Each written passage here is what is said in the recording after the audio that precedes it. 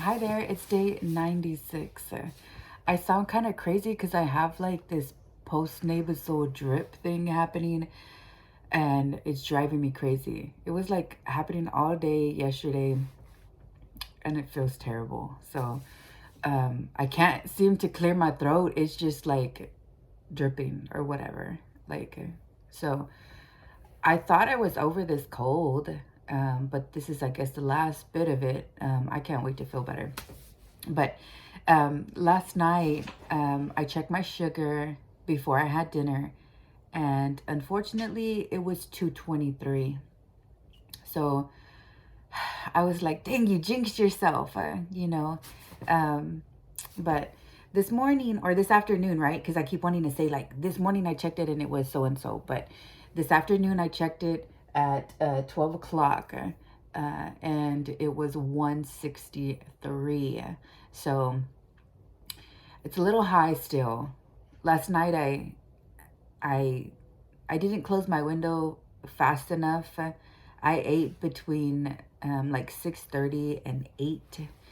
And around 8 o'clock, I was drinking some tea with lemon in it.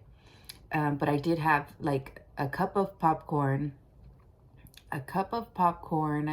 and I made a chicken with poblano pepper and cheddar cheese on top with bacon and a little side salad.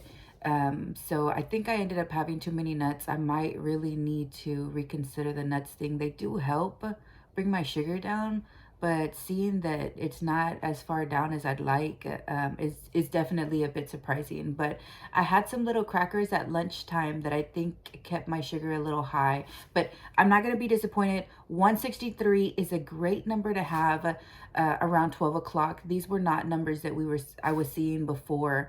So again, I'm intermittent fasting. At 12 o'clock, I have my first meal. I eat within that hour, and then I close the intermittent window at within the hour. So 12 to 1 o'clock, done, no more eating. Um, and I say that because sometimes it starts with preparation. Like when I'm cooking something, I want to taste it. And then by the time it's done and my meal is cooked, like that was my window of eating.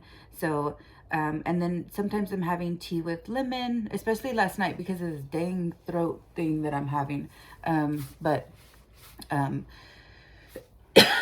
ooh, But then at 6 o'clock, I try to have my last meal no later than 8 o'clock, but then it's just supposed to be an hour window. I am eating low carb, so, but we're not considering any veggies or like organic produce to be maybe not even organic, but any produce to be part of the carbs, like, broccoli, cabbage, onion, having all of that. The only thing I'm staying away from is potato. I have been staying away from beans as well. I introduced them just a little bit, but I am trying to stay away from those as well. I have had oatmeal, and I had oatmeal in 1/4 cup. It was like a little sauce jar.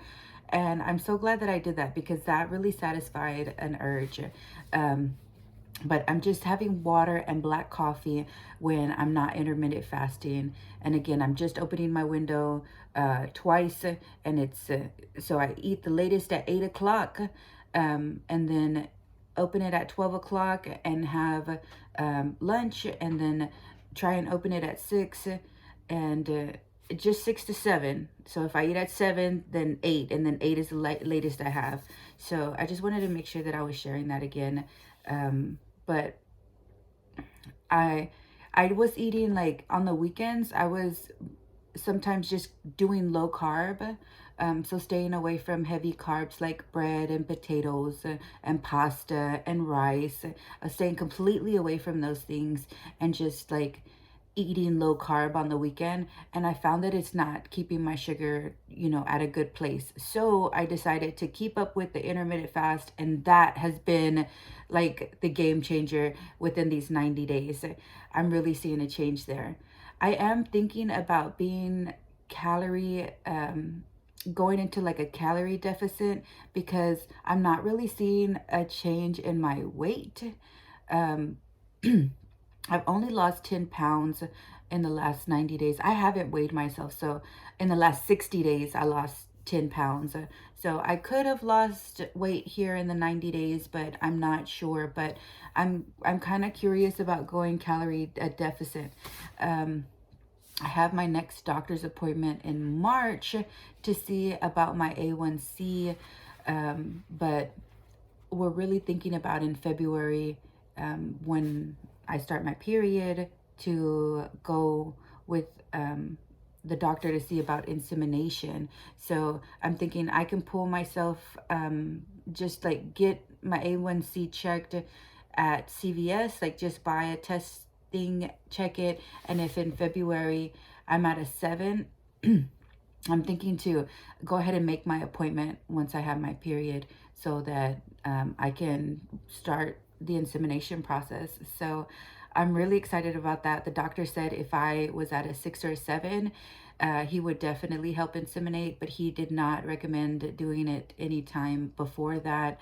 And we decided not to press on to be inseminated, because at the time my sugar was a 9, and then at 10.9 I decided to change my way of eating. I asked my aunt to stay with her for 14 days, and it has spun me into these good sugars. I got to learn what it is to eat low carb, what intermittent fasting is about, and understanding that you really, if you're going to intermittent fast, it's going to have to be more than 12 hours, because 12 hours is a normal fast. So like 6 to 6, that's a normal fast. 8 to 8, that's a normal fast. So you want to go a little further. So I go 8 to 12 for my first meal. And I'm really working hard on sticking to it. Some days are not the best, but I mean, every day is always low carb. So really proud of that. And really proud of not cheating. Like, I think of, I think often about how I'd like to have a pancake or something. So then I just think of how do I make something like that for myself that's all good ingredients, not just like buying a box of cookies that says that it's keto, but making right now my favorite thing, because I like breads. So my favorite thing right now is making chaffles. I use sugar-free syrups, like pancake syrups, and put it in my waffle, and cinnamon. And I haven't really gotten that sweet that I'm looking for. So I do find it in my protein shakes, and that's where I'm kind of wondering, I need to be a little more careful. Like, I'm having a protein shake and maybe my lunch because I'm chubby and I get hungry. So I'm trying to be careful with that. And I'm thinking about that calorie deficit. Like, maybe I really need to start to consider that. But all in all, I am really happy about my progress. I started out with an A1C of 10.9. I was really afraid. I'm 38 years old, so I was really afraid about, you know, I was getting these nerve feelings. Like, my finger was numb and I was having real problems, like actually feeling this little piece between here and here. It was completely numb. If I hung like a hanger, you're like working in your closet and I would hang a hanger on my finger, it will hurt terribly. So all of that nerve pain has gone away. I'm not experiencing anything like that. I used to have a lot of yeast infections. I'm not having any of that. I had a boil on my private that was getting pretty big, that has completely disappeared. There's not even like a node. I don't feel anything anymore. And it was just sitting between my thigh and my private. So like, it was bothering me, because when I would move it, it was there, and it was kind of like on the lining of my underwear. So it was really uncomfortable, but that has all cleared up. But I do want to share like some TMI real quick. I do want to share some TMI real quick, and it is that I have not been able to comfortably shave my private part. And honey, I was showering and I looked down And I'm like, I just want to, you know, like groom myself a little bit.